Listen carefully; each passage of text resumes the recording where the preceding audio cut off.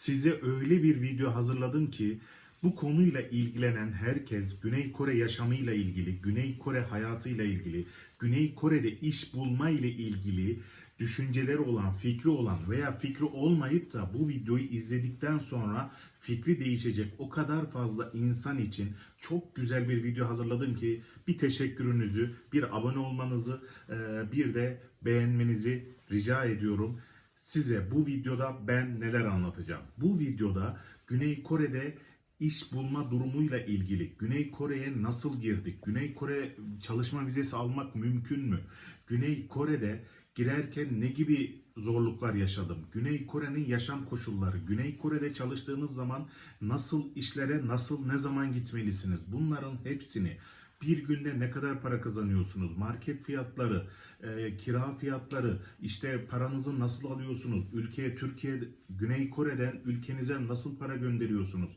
Yaşadığınız, Güney Kore'de yaşayacağınız bütün zorluklarla ilgili size bir video hazırladım. Biraz uzun bir video oldu ama ben sırf bu videoyu çekmek için 1,5 ay, hatta 2 ay boyunca Güney Kore'de farklı yerlerde, farklı çalışma koşullarında çalışarak sizlere bu deneyimlerimi anlatmak ve Güney Kore'de yaşadığım zorlukları birebir size anlatmak için bu videoyu hazırladım.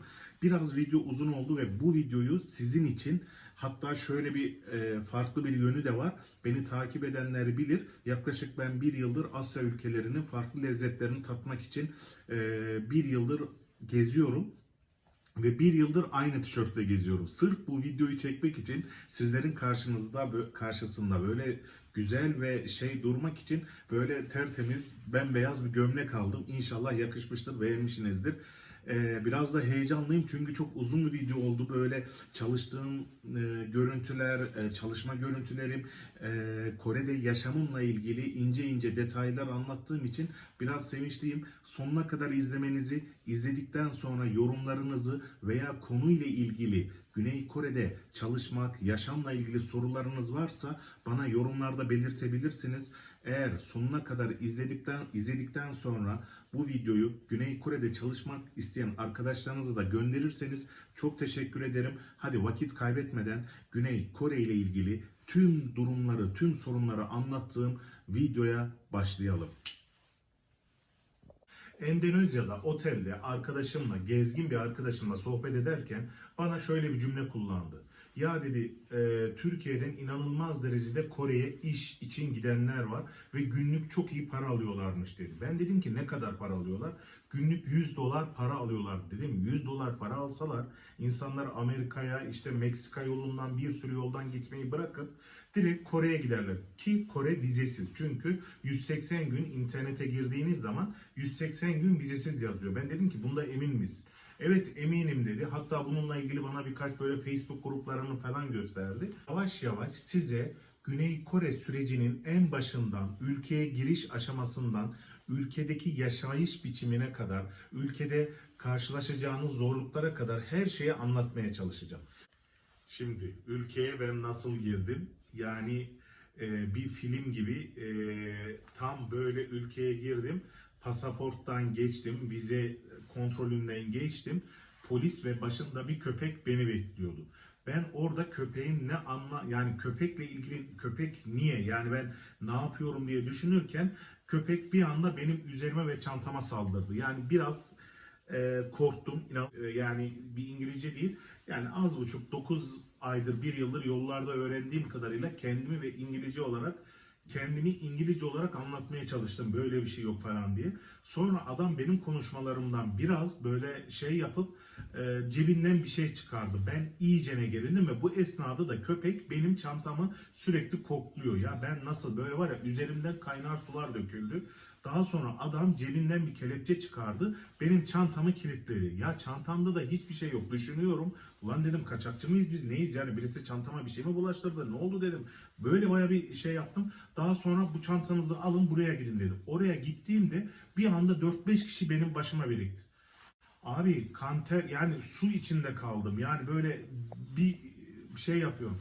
Meğer konu şuymuş. Ben Tayland'dan geldim ya, aktarma olarak. Ben Tayland'da, Asya ülkelerinde böyle meyve yemeyi çok sevdiğim için Asya ülkelerinde, Tayland'da Güney Kore'de muz pahalı olur diye yaklaşık 3-4 kilo muz aldım ben. Ve hepsini ben çantama doldurdum. Türklük yapıp Güney Kore'de yerim diye düşündüm. Meğersem Kore'nin kurallarında ülkeye canlı meyve sokmak yasak. Belki başka havalimanlarında da olabilir ama Güney Kore'de böyle bir şey yasakmış. Köpek o muzun kokusunu almış ve o muzu ben çıkardım. Muzlarla vedalaştım ve sonra Kore'ye giriş yaptım. Oradaki it, yani Kore'nin iti, köpek bizim muzlarımızı kokladı. Muzlarımızın, yani ben Bangkok'tan almıştım. Burada kabul etmediler. Şimdi muzları burada bırakıp muzlarımızla vedalaşıp Kore'ye giriş yapıyoruz. Kendine iyi bak. Seni yemeği hayal etmiştim. See you. Come on. Thank you.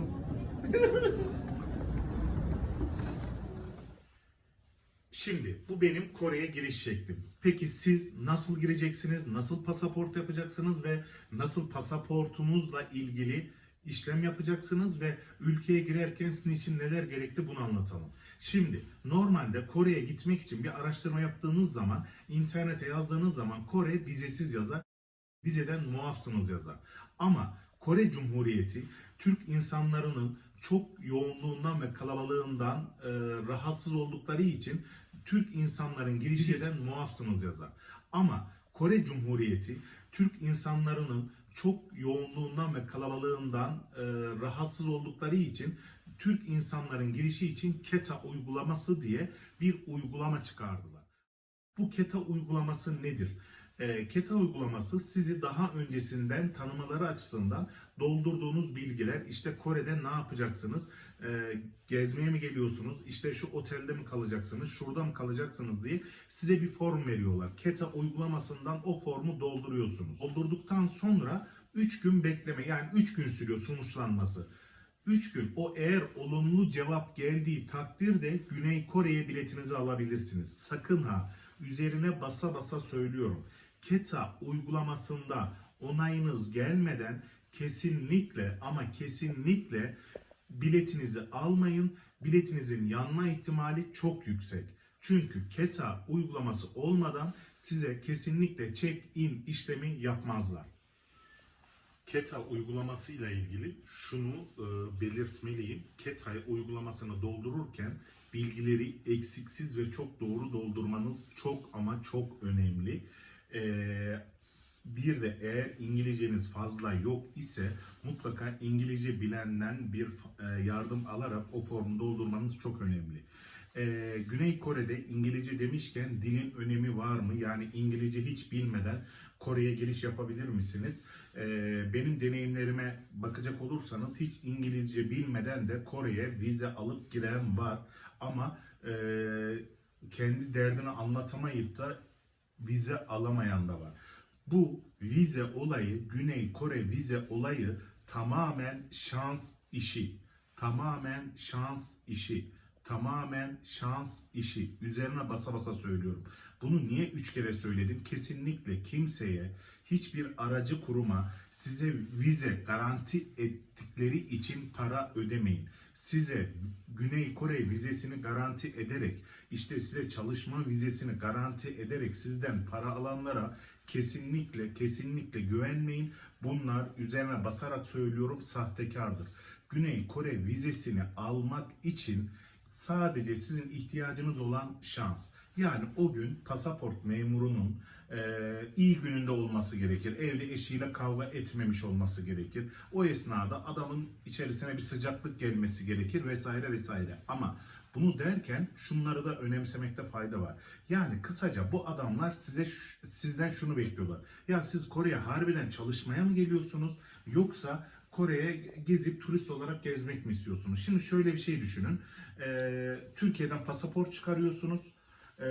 Daha hiçbir ülkeye gitmemişsiniz. Hiçbir şeye gitmemişsiniz. İngilizceniz yok. Direkt Kore'ye gidiyorsunuz ve ben gezmeye geldim diyorsunuz Kore'ye. Sizce buna inanırlar mı? İnanmazlar. Yani özellikle pasaportunu çıkardıktan sonra birkaç böyle Asya ülkesi gezip de daha sonra Kore'ye giderseniz şansınız bir kat daha artar. Kesin vize alırsınız demiyorum. Ama İlla bana şunu derseniz, ya ben illa sahtekarlara para vereceğim, bana vize garanti ediyorlar, ben onlara 2000 dolar, 3000 dolar, 4000 dolar para vereceğim derseniz, size bir öneri daha, bir gezgin abinizden, bir işte kardeşinizden bir akıl daha veriyorum. 3000 doları, 4000 doları o şirkete vereceğinize 3000, 4000 doları alıp Asya ülkelerinde 5 ülke, 6 ülke çok rahat zenginler gibi gezerek Güney Kore'ye giderseniz, emin olun o şirketten daha fazla Kore'ye girme şansınız artar. Yani beni çok iyi anladığınızı düşünüyorum. Yani pasaportunuzun dolu olması elbette ki bir avantaj. Eşli çiftlerin ailenizle gittiğiniz zaman, yani karı koca gidenlerin, Güney Kore'deki sorduğum eşe, dosta, arkadaşlara sorduğum kadarıyla karı koca gidenlerin Güney Kore'ye girme ihtimalleri biraz daha yüksek. Çünkü güven arz ediyorlar. O nedenle Güney Kore vizesiyle ilgili şu cümleyle noktayı koyuyorum. Güney Kore vizesini kimse size garanti edemez. Güney Kore vizesi tamamen şans işi. Bu konuyla ilgili Güney Kore Cumhuriyeti'ne çok kızıyorum. Yani KETA uygulamasını doldurun. Doldurduktan sonra insanlara deyin ki ya biz seni almak istemiyoruz. Yani KETA'yı dolduruyorlar. KETA'dan onay çıkıyor. Siz geliyorsunuz Güney Kore'ye. Yaklaşık 100 dolar, ne 100 doları, 200 dolar, 300 dolar, 500 dolar bilet parası ödüyorsunuz. Daha sonra diyorlar ki biz size vize vermiyoruz. Tekrar geri dönün.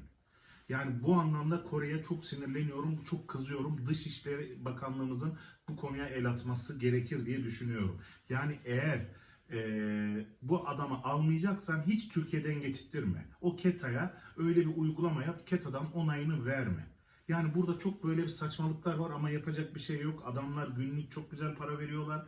O nedenle bu riskleri almamız gerekiyor. Şimdi Güney Kore vizesiyle ilgili, biletleriyle ilgili şeyleri konuştuysak, şimdi çalışma koşullarına geçebiliriz. Mutlaka dönüş bileti almanız gerekir. Çünkü adamlara diyorsunuz ki ben işte bir ay sadece gezeceğim, sonra geri ülkeme döneceğim diyorsunuz.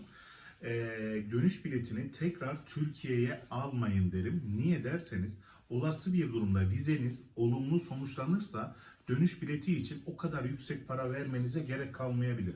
Yani siz dönüş bileti olarak alırsanız daha iyi olur. Daha yakın ülkelerde ucuz, örnek veriyorum Tayland. Tayland'a, Güney Kore, Tayland dönüş biletinizi o şekilde yaparsanız, insana dersiniz ki pasaport görevlisine ben işte Türkiye'den geliyorum, bir ay Kore'de ziyaret edeceğim, gezeceğim, kimchi yiyeceğim, daha sonrasında da Tayland'a gideceğim derseniz bir ihtimal olabilir. Ama dönüş biletini Türkiye alırsanız hem daha yüksek para vermiş olursunuz, bir de vizeniz olumlu sonuçlanırsa gerek yok, fazladan para vermiş olursunuz. O nedenle daha yakın ülkeleri, Japonya alabilirsiniz, Tayland alabilirsiniz, Endonezya alabilirsiniz. Bunların fiyatları Türkiye dönüş biletinden daha uygun olacaktır. Bunu da üstüne basa basa söylemiş olayım. Bir de otel rezervasyonlarınızın birebir gerçekten olması gerekir. Bazen böyle rezervasyonu böyle yapıp tam oteli doldurmadan rezervasyon yapıyorlar. Eğer ödendi olarak, makbuz olarak alırsanız bunlar için biraz daha avantaj olur. Yani siz şunu düşünmeyin. Ya ben şöyle yaptım, ben çok akıllıyım, Güney Kore'deki insanları kandırdım. Kimseyi kandıramazsınız. Her şey kitabına ve şeyine uygun olarak ilerlemek zorunda. Ne olur kendinizi çok akıllı zannedip insanları deli yerine koymayın. Emin olun onlar da sizin Güney Kore'ye çalışmak için geldiğinizi çok ama çok iyi biliyorlar. Sadece o esnada adamın iyiliği veya o kadının iyiliği sizi içeriye almanızı sağlıyor veyahut da almamanızı sağlıyorlar. Bu nedenle olabildiğince şeffaf, olabildiğince bu tip evrak ve işlemlerinde dürüst olmanızda fayda var. Bizi doğruluk kurtarır. Şimdi vizeyi aldık diye hayal ediyoruz.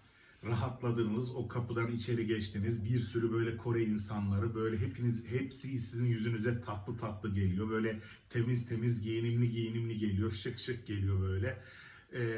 Havaalanından dışarı çıktınız. Sizin için gerçek hayat başlıyor. Daha öncesinden planladığınız gibi biraz aynı otele gidebilirsiniz. Planladığınız, çünkü parayı vermişsinizdir. O otele kalmaya gidebilirsiniz.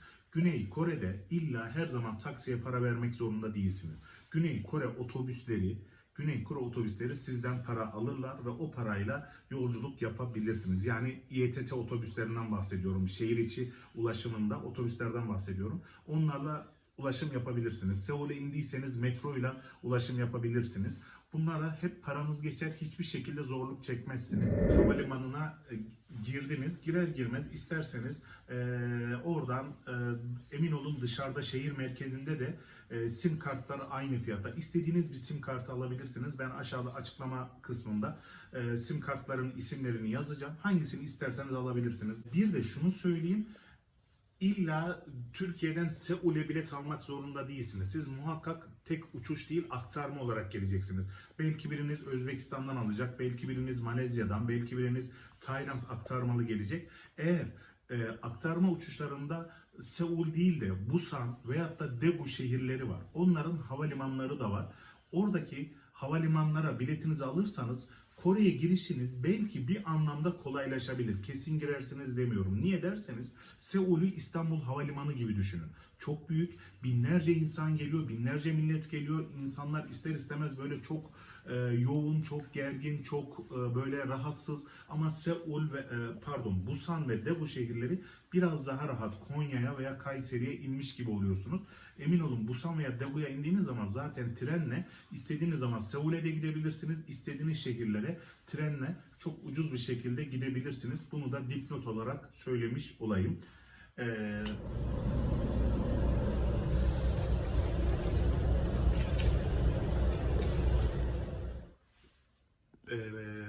Gelir gelmez ister istemez siz Google haritalar kullanıyorsunuzdur ama Kore insanı Naver diye bir harita kullanıyor. O Naver haritasını mutlaka telefonunuza indirin. Bazen Google haritalar sizin gideceğiniz yeri doğru göstermeyebilir.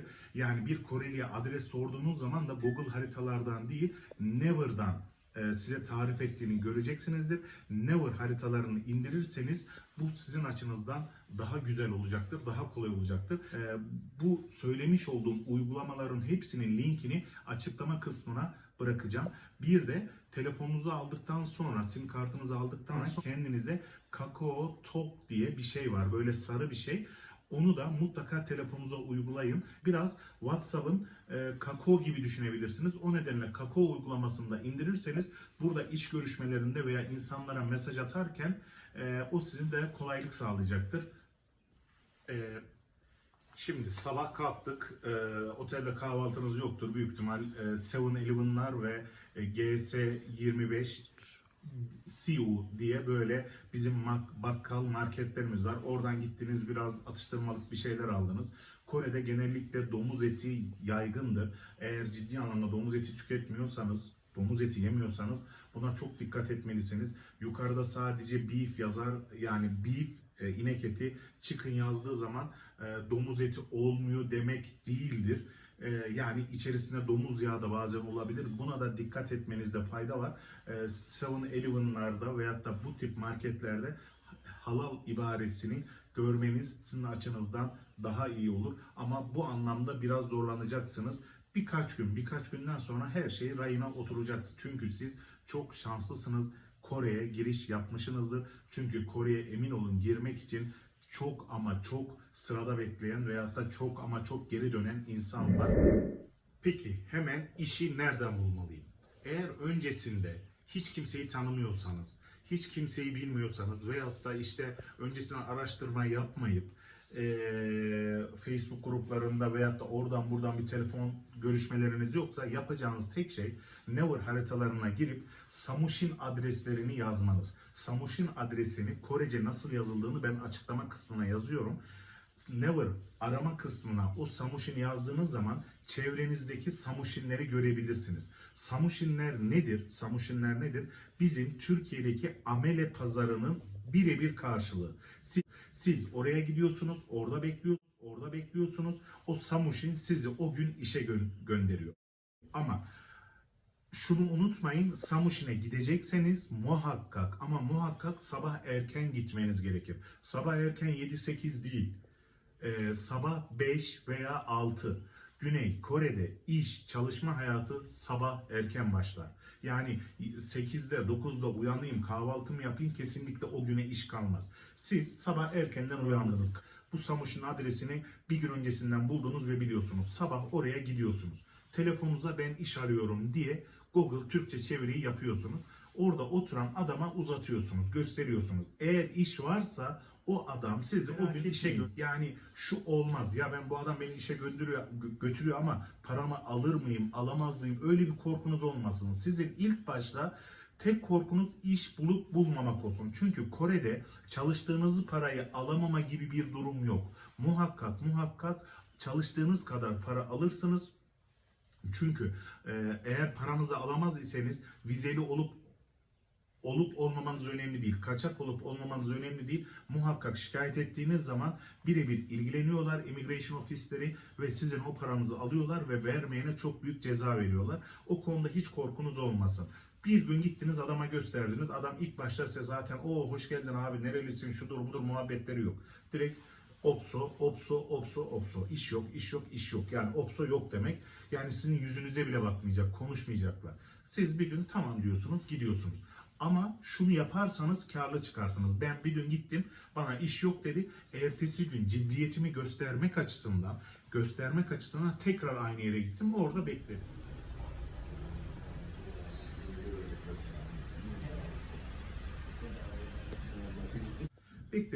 Bekledim. Aha, bana iş çıktı. Vallahi billahi heyecanlı ya. Öyle demiri böyle zımpara yapıyoruz. Sabahtan akşama kadar sabah kahvaltısı veriyorlar, öğle yemeği veriyorlar. Akşam 5 gibi 6 gibi de işimiz bitti ve günlük paramızı aldık. Kahvaltısı, öğle yemeği demişken şunu da anlatayım size. Şimdi siz diyorsunuz ki oh, sabah kahvaltısına para vermeyeceğim, öğle yemeğine para vermeyeceğim. Süper iş. Sabah kahvaltısına size verdikleri ravioli yani noodle. Bir noodle, bir de kahve veriyorlar. Yani onu da siz artık yemiyorsunuz. Öğle yemeği de aynı şekilde sürekli verdikleri kimchi, pilav, işte sebze yemekleri saçma sapan. Çoğu çalışan Türk arkadaşım kaldıkları yerde kendi yemeklerini kendi yapıp çalıştıkları yere götürüyorlar, orada tüketiyorlar. Yani siz Kore'de hiçbir zaman ücretsiz yemek yiyemezsiniz. Yani damak zevkinizle alakalı ama Türk damak zevkine Kore mutfağı uymuyor. O yüzden hep evden getirmeniz gerekiyor. Şimdi bu para konusu, iş konusu biraz uzatıyor gibiyim ama hepsini böyle ayrıntılarıyla size anlatmak istiyorum. Çünkü ciddi anlamda bir ay, 1,5 ay geçirdim. Her şeyi, her türlü insanı deneyimledim. Farklı işlere gittim ve bu videoyu çekebilmek için 1,5 aydır böyle Kore'de resmen mücadele verdim. O anlamda bildiğim, gördüğüm bütün aksaklıkları size anlatmak istiyorum. Paranız kalmaz anlamında bir cümle kullandım ya, şöyle kalmaz. Şimdi buraya sadece Türkiye'den gelen yok. Özbekistan, Orta Asya ülkelerinden, Sri Lanka, Hindistan, dünyanın bin bir çeşit, Afrika'sından, Etiyopya'sından sürekli gelenler var. 2-3 yıl çalışan insanlar kendilerine böyle bir samuşin yapmışlar. Samuşin yani sizi işe gönderen konuma gelmişler. Onlar biraz para verirken geciktiriyorlar veyahut da sözünde durmuyorlar. Şöyle sözünde durmuyorlar. Örnek veriyorum, siz konuşuyorsunuz. Ben şu işi yapacağım, şu vakitlerde gideceğim. Her ayın 5'inde şu parayı alacağım. O para 5'inde gelmiyor. 7'sinde geliyor, 8'inde geliyor, 9'unda geliyor. Yani günler şey oluyor. Bunu Koreliler yapmıyor. Üzerine basa basa söylüyorum. Ben hem Koreli Samushin'le çalıştım hem de Orta Asya'dan bir ülkenin Samushin'iyle çalıştım. Galiba Kırgızistan'dı mı, Kazakistan'dı mıydı bilmiyorum. Oralıydı. Oranın Samushin'i ile çalıştım. Hani söz birebir o gün gelmiyor ama Koreli Samushin yani Koreli işveren hangi gün diyorsa o gün sizin hesabınıza paranızı yatırıyor. Bunun üzerine bunu iyi düşünmenizde fayda var. Olabildiğince eğer denk gelirse Korelilerle çalışırsanız bu bir anlamda iyi olur. Elbette ki Korelilerle çalışmak zor. Ters adamlar, pis adamlar, yani sıkıntılı adamlar.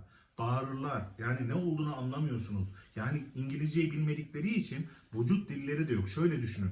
Biz de Türk'üz. Bir turist gördüğümüz zaman ne yapıyoruz? Hem bağırıyoruz ama biz vücut dillerimizde o adama o bardağı oradan al deriz. Kore'de böyle yok. Kore senin yüzüne bakarak o bardağı oradan al diye bağırıyor. Lan anlamıyorum. Bak bununla ilgili bir tane montla ilgili bir şey. Ben mont giymeyi biliyorum ama adam bağırıyor. Hemen şu bir video bırakıyorum. Onu bir izleyelim. O değil de Güney Kore'ye geldik. Bu elbiselerle olmaz gibime geliyor. Soğuk.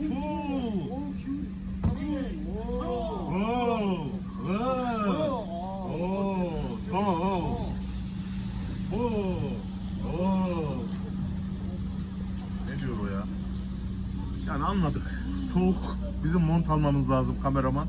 Pantolon güzel ama bizim mont almamız lazım. Hadi ben gidiyorum.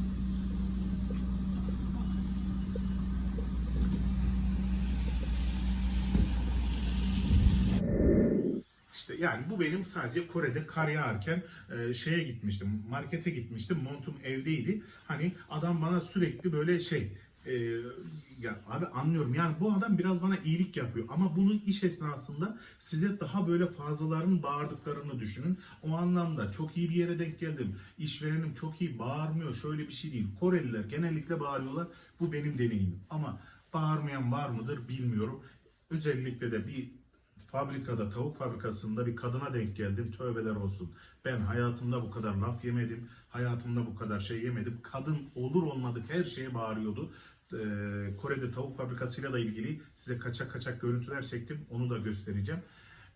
Şimdi ilk gün gittiniz iş yok. Otele fazla para gidiyor. İkinci gün gittiniz aynı Samuşin'e iş yok. Otele fazla para gidiyor ve artık biraz zorlanmaya başladınız. Bu esnada da sürekli bir yer aramanız gerekir. Ve bu esnada da şunu yapabilirsiniz. Bizim Türkiye'deki gibi pansiyonlar vardı. Böyle işçi sınıfların kaldığı pansiyonlar ama Türkiye'deki gibi çok kötü gibi düşünmeyin. Kötü yerleri de var. Böyle temiz, düzenli yerleri de var. Pansiyonlar vardı. O pansiyonlar Goşiwan diye geçer. Onun da ben nasıl yazıldığını ve Never'dan nasıl aratıldığını size yazacağım. Hemen kalacak yer Goşiwan bulun. Yani otele günlük dolardan bahsedeyim. 20 dolar, 30 dolar verecekseniz, 20 dolar verecekseniz Goşiwan'a günlük, Goşiwan'a aylık 300 dolara, aylık bak, aylık 300 dolara Goşiwan'da kalabilirsiniz. Goşiwan böyle otel gibi düşünün. Böyle bir ortak bir mutfak var. Kendi duşunuz var yine odanızın içerisinde. Orada rahatlıkla kalabilirsiniz. Daha sonra zaten eğer biraz daha ilerleyen zamanlarda göreceksiniz Samuşin'le aynı Samuşin'le yani aynı işverenle sürekli işe gittiğiniz zaman o adam size ev bile verebilir. Ev şöyle veriyor. Evi veriyor sizi maaşınızdan kesiyor. Yani evin kirası da aylık 250 bin won ile 500 won arasında değişiyor. 500 won çok yüksek, çok denk gelmiyor. 250, 300, 350, 400 won arasında size ev kiralıyorlar. Bir odanız oluyor, bir lavabonuz oluyor, işte bir mutfağınız oluyor. Oradan işe gidip geliyorsunuz. Sürekli otelde kalırsanız paranız yetmeyebilir, ciddi anlamda zorlanabilirsiniz. O yüzden ilk 2 gün, 3 gün böyle biraz işe yatırım yaptıktan sonra, işe böyle koşuşturduktan sonra hemen Goşiwan diye kendi kalabileceğiniz uygun bir yer bulmanızda fayda var. Goşiwan'ı da bu şekilde anlatmış olalım. Büyük bir ihtimal şimdi geldiğiniz zaman veya yaz geldiğiniz zaman sizin sürekli bir kıyafet, iş kıyafeti olsun, normal kıyafet olsun belki makineme bulamayabilirsiniz. Kıyafete ihtiyacınız olabilir. Kore'de hemen hemen her şehrinde ikinci el kıyafet satan yerler var. Ama bunları Türkiye'deki gibi düşünmeyin. Çok temiz, çok düzenli, çok güzel ürünleri bile bulabilirsiniz. Çünkü Kore insanları çok tertipli, düzenli insanlardır. O nedenle çok temiz giyindikleri için çok güzel, çok böyle kaliteli, pahalı ürünleri çok uyguna ikinci elcilerden 5.000'e, 10.000'e alabilirsiniz. Bakın siz günlük 110, 120 bin, 130 bin kazanırken 5.000'e, 10.000'e pantolon, gömlek veyahut da 20.000'e, 30.000'e mont alabilirsiniz. Bu montlar da kaliteli böyle şişme montlar. O anlamda ikinci el satan giyimcileri de böyle eskici gibi görmeyin. Mutlaka girip bir deneyimleyin derim. Ben şahsen kendime çalışma kıyafetlerimden birkaç iş kıyafetlerimi oradan almıştım ve çok rahat ettim. Kore ile ilgili bir de şunu söyleyeyim. Şimdi aklınıza geliyor. Peki Güney Kore'ye giriş yaptık. Nasıl vize alıyoruz? Ya bununla ilgili siz zaten girdiğiniz zaman bir rahat bir 90 gün yani 3 ay çok rahat olacaksınız. İlk 2 ay içerisinde farklı iş yerlerinde çalışmaya başladıktan sonra zaten bu vize ile ilgili sürekli bir şeyler duyacaksınız. İş arkadaşlarına diyecek ki şunu yaptık, bunu yaptık. Burada girdiğiniz zaman sizin ilk yapacağınız iş C1 diye, G1 diye geçer. G1 diye bir vize var. Ona immigration'a başvuruyorsunuz. Bu başvuranlar %90 olumlu sonuçlanıyor. Ama onda da immigration'a başvururken, yani elçiliğe başvururken, göçmen bürosuna başvururken dikkatli olmanıza fayda var. Onu girdikten sonra biraz iyi araştırmanıza fayda var. Çünkü ben vize öyle bir kalmaya şey yapmadığım için size 6 ay boyunca bir denemeye alıyorlar G1 vizesinde. G1 vizesini aldıktan sonra biraz daha iş bulmanız kolaylaşıyor. ID kart alabiliyorsun. ID kart sizin burada kimliğiniz gibi ama Kore kimliği değil. Üzerine basa basa söylüyorum. Daha sonra ilk 6 ay bitirdikten sonra G2 yani ikinci G1. Daha sonrasında böyle vize işlemleri var ama bunlarla hiç kafanızı bulandırmayın. Siz önce Kore'ye girip ilk bir ay, 2 ay biraz para kazanıp yürüyüşünüz Kore'de bir değişsin. Daha sonra çevrenizdeki insanları bir değiştirin.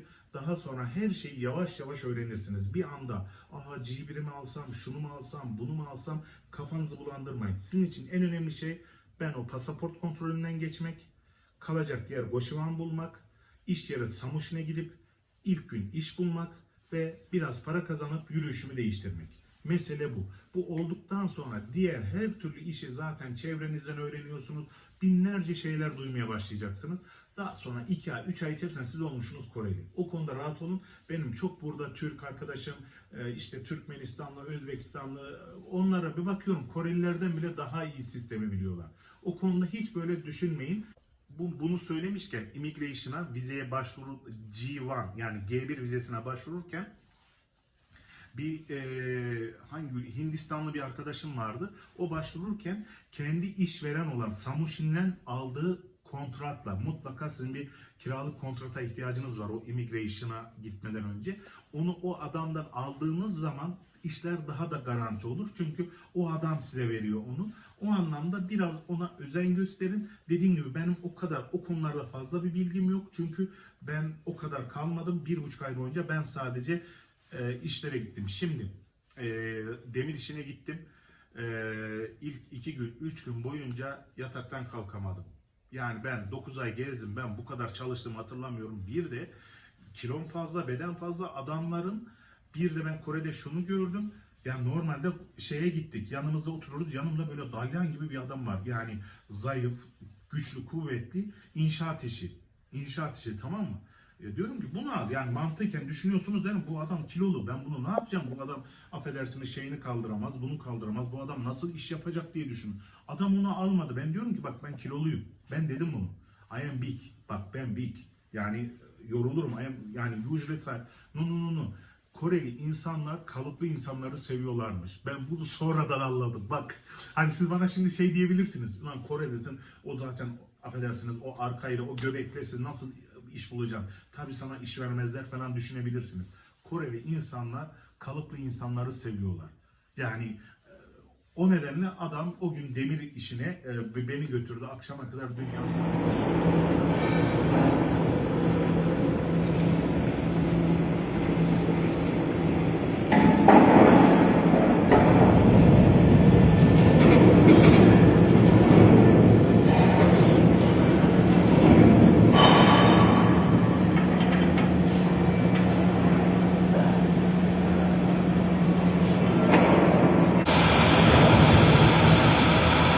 Dönmüyor lan.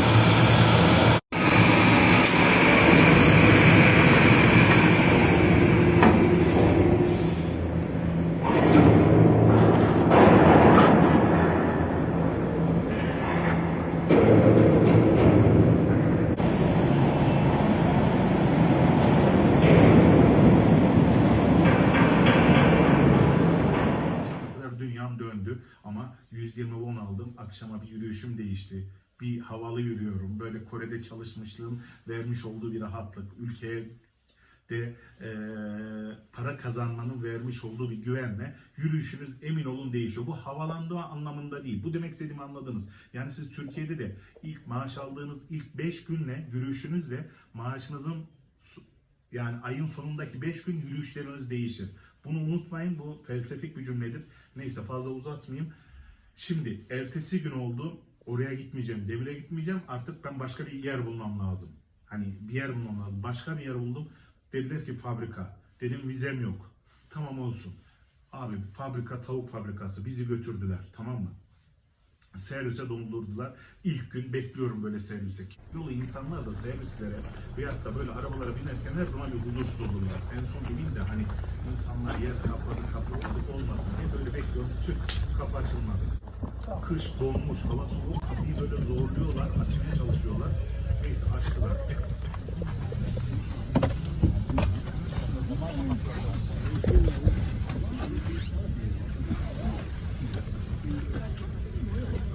En son bindim abi. En son bindim, kapı kapandı ama kapı kapanırken beni işe gönderen adamın bir sigara içişi vardı. Onun görüntüsünü çektim, size göstereceğim. Yani o kapı kapandı, beni işe gönderen adam çünkü bir anda 24 kişiyi gönderiyor işe. Hemen bir Türklük yapın. 24 kişi üzerinden siz günlük 110-120 won alıyorsunuz. 120 won, 130 won alıyorsunuz. 130 won alıyorsunuz. Günlük o adam sizin üzerinizden 20 won kazanıyor. 24 ile 20'yi çarpın. 240. Günde bu adam 240, 580. 580 lira para kazanıyor. Hemen Türklük yapıyorsunuz. Adamın bir sigara içişi vardı. Böyle bir rahatlama sigarası. O Cezayir. Maka waktu pun di sekolah. Okay. No, okay. Let's go.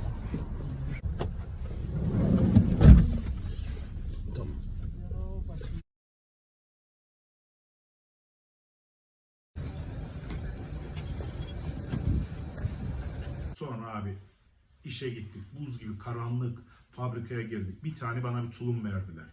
Abi tulum verdiler. Tulumu giyindim. Tulumun önü olmuyor. Ulan zorluyorum olmuyor. Allah'tan üzerine şey giymem gerekiyormuş. Önlük giymem gerekiyor. Önlüğü giydim. Önümün o şeyliği kapandı. Herkes böyle baktım şey yazıyor. Böyle isimlerini falan yazıyorlar.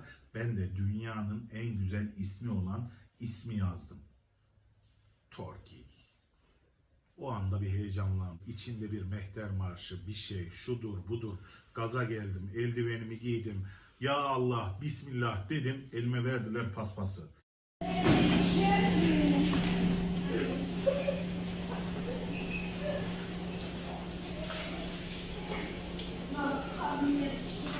Baktım tavuk fabrikasında işte Kazakistanlı, Afrikalı, Etiyopyalı insanlarla paspasla yapıyorum. Gazım yarıda kaldı yani havalanma. Biraz böyle ortalığı işte suyla çekpas yapıyoruz. Dedim şimdi ne yapacağız? Tavuk ayağı şey yapacaksınız, temizleyeceksiniz. Ne? Tavuk ayağı mı? Lan ben yemiyorum onu. Ben yemiyorum. Ben niye tavuk ayağını yapayım? Abi insanın yemediği bir şeyi temizlemesi kadar kötü bir şey yokmuş. Bakın tavuğu bir düşünün. Tavuk ayağından bahsediyorum. Bir de tavuk ayağındaki yaraları biz kerpetenle temizledik. Ya ben ne yapıyorum dedim ya. Ya ben ne yapıyorum dedim. Ben Türk'üm dedim. Biz ne haldeyiz dedim. Abi tavuk ayağını yavaş yavaş önümüze kasayla böyle yığdılar abi. Baktım işte yanda 5 kişi 6 kişi yapıyoruz. Abi bitmiyor ya, zaman geçmiyor. Çalışırken zamanın geçmesi çok önemli. Dostlar, arkadaşlar, Romalılar, Türkler, işte Afganistanlılar, Pakistanlılar, Suriyeliler. Zaman geçmesi lazım. Zaman geçmedi. Çalıştım. Abi biraz çalıştık. En sonunda Saçani. Gittiğiniz, çalıştığınız yerlerde size şefleriniz, emredenlerinizin adı hep Saçani'dir. Ben onlara hep sıçan diyordum. Hani aklımda kalsın diye. Çünkü kelime dağarcığım fazla değildir. Saçani, sıçan aklımda kaldı benim. Saçani dedik. Saçani geldi, dedi ki bunları çöpe atacaksınız. Adama bir sarılmışım. Adam da şaşırdı, bu bana niye sarılıyor diye. Ne diyor biliyor musun? Bunları çöpe atacaksın.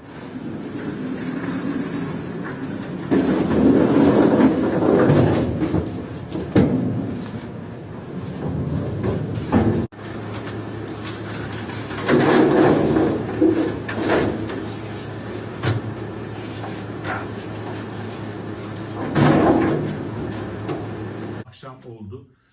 Eve gittim. Bu tavuk fabrikasında böyle bir gün, 2 gün, 3 gün böyle biraz bir çalıştım. Yalan yok. Hani biraz bir çalıştım, alıştım. Her gün değişik deneyimler yaşadım. Ama hafta sonu oldu. Pazar günü markete gittim. Ne göreyim? Benim temizlediğim tavuk ayaklarını vardı ya.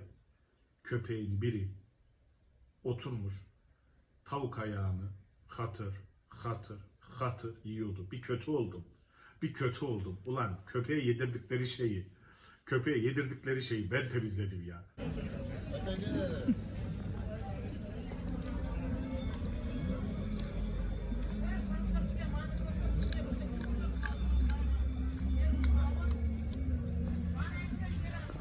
Ben temizledim ya. Neyse artık o köpeğe de afiyet olsun. Sokak köpekleri canımızdır, ciğerimizdir. Neyse Kore'deki günlerimiz bu şekilde, çalışma günlerimizi bitirdik. Hemen maaşınızı nereye yatıracağız, maaşınızı nasıl alacaksınız onları söyleyeyim. Şimdi ben size Güney Kore'de günlük yevmiyeler hakkında bilgi vereceğim. Güney Kore'de bu yevmiyeler günlük olarak değişiyor. Yani ama en az 100 won ile en fazla 140, 160 hatta 170, 180'e bile çıkıyor. Bu bazen şey de olabilir. Hani mesainizle alakalı da olabilir. Ama normal şartlarda sizin günlük ortalama Güney Kore'de çalışmanızın başına alacağınız fiyat 130-140 won'dur. Bu yaklaşık 100 dolar eder ama 140 won çok ciddi güzel bir para. Türk parasına kıyaslarsanız, dolara kıyaslarsanız da günlük 100 dolara tekabül eder. Bir de günlük bu parayı kazandınız. 130 won'u 140 won'u. Peki giderleriniz, harcamalarınıza kıyasladığınız zaman neler oluyor? Hemen onları da anlatayım. Etin kilosu 20 won. Yani siz her gün 1 kilo et yeseniz bile 20 won verirsiniz. 1 kilo etten bahsediyorum. Siz günlük 130 lira kazanıyorsunuz. Yani alım gücü çok yüksek. Her şey çok ucuz. 5 won, 2 won, 3 won, 4 won, 5 won. Etin kilosu yani en yüksek alacağınız etin kilosu 20 won. Oradan kendinize pay biçebilirsiniz. Sadece biraz melemeni çok seviyorsanız Güney Kore'de melemen yapmak biraz zor. Çünkü domates biraz Güney Kore'de pahalı. Yani 7 won, 8 won. Onda da gittiğiniz süpermarketlerde çıkma bölümleri bazen oluyor. Oraya giderseniz orada çıkma domateslerle, güzel domateslerle güzelce melemeni yapabilirsiniz. Bu melemen ayrıntısı da güzeldi. Günlük yevmiyelerle ilgili bahsederken şunu da belirteyim. Kadınlara bazı iş yerleri, kadınlar biraz hafif işlerde, basit işlerde çalıştığı için erkeklerin yevmiyesinden farklı olabiliyor. Örnek veriyorum, erkek 120'ye çalışıyorsa kadın bazen 100'e, işte erkek 110 won'a çalışıyorsa kadın bazen 90 won'a da çalıştığı olabiliyor. Güney Kore'de bir de böyle bir çifte bir ayrımcılık var. Bunu da belirteyim. Bir de olabildiğince iş ararken veya iş bulurken çünkü sizin aklınıza her gün yeni işler gelecektir. Ya örnek veriyorum Türkiye'den bahsedeyim. Türkiye'de İstanbul'da bir işe girdiniz. Çalışırken iş arkadaşınız size diyecek ki ya abi Kayseri'de çok güzel bir iş varmış. Aa ne diyorsun ya öyle mi diyorsunuz? Hemen oraya atlayıp bir Kayseri'ye gidiyorsunuz. Veya Kayseri'de bir iş var. Kayseri'de çalışıyorsunuz biri diyor ki abi Bursa'da bir iş var diyor. Buraya gidelim diyor. Böyle bir hataları yapmamanızı tavsiye ederim. Çünkü etrafınızda sizin gibi çalışan çok insan olacak ve herkes size bir şeyler söyleyecek. Olabildiğince fazla taşınmadan, farklı şehirlere gitmeden bulunduğunuz şehirde, bulunduğunuz iş yerin işinin devamlılığını sağlamaya çalışın. Ne kadar çok farklı şehir değiştirirseniz merak etmeyin o kadar fazla kaybınız olur.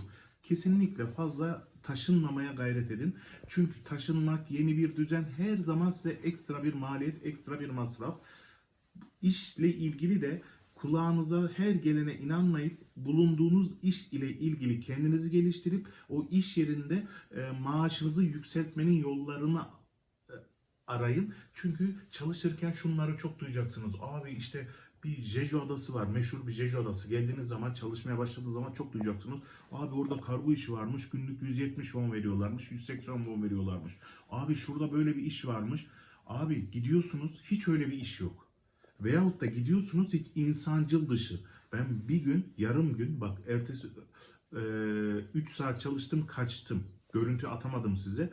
Beni bir kargoya götürdüler. Tövbeler olsun. Bakın ben kendimden geçtim. Açık alan, Trendyol'un deposu gibi düşünün. Kamyonlara, tırlara böyle şey yüklüyoruz. Kutu yüklüyoruz. Bir de onları dizdiriyorlar. Oğlum ben zaten dağınık adamım. Yani ben o kolileri diziyorum ve inanılmaz derecede Kore'de soğuk yedim. O yediğim soğuğu hala atamadım vücudumda, hala ısınamadım. Yani hiçbir iş, hiçbir para kolay değil. Bunu unutmayın. O nedenle eğer bir işi beğendiyseniz, işte size iyi davranıyorsa şefleriniz, maaşınız iyiyse hafif az olabilir ama orada devamlılığınızı sağlamaya çalışın.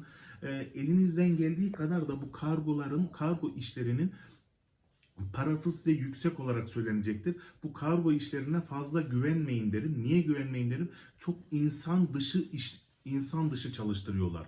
Koliler ağır geliyor, bir şeyler geliyor falan. Ben dayanırım, sabrederim demeyin. Bir hafta sonra kendinizden geçiyorsunuz. Bunu da söyleyeyim. Maaş durumunu da anlattım. Peki bu paraları kazandık. Türkiye'ye nasıl para göndereceğiz?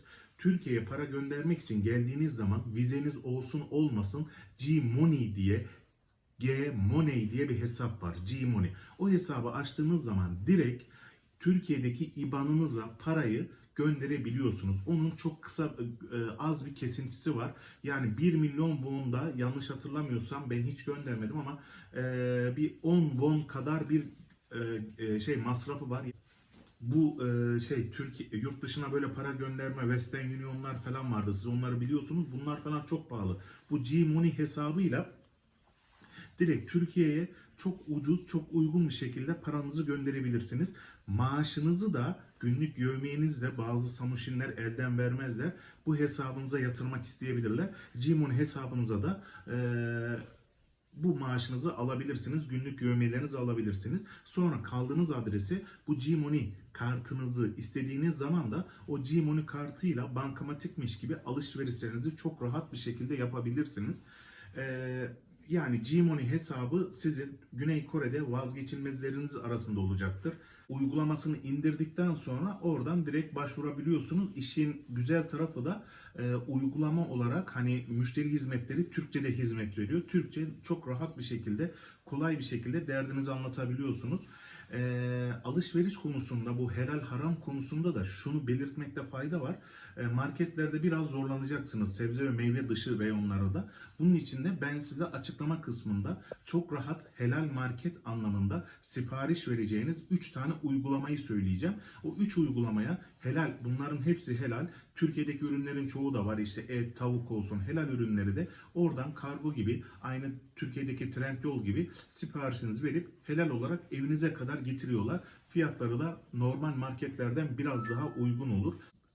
İnternet üzerinden alışveriş yapacağımız siteleri de söylüyorum.